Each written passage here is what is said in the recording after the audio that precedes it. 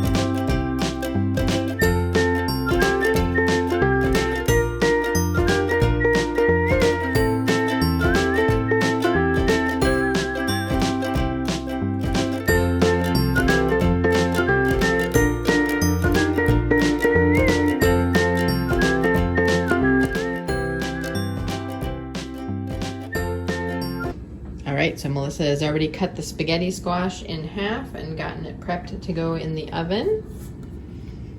Brush a little olive oil on it. This is our professional chef.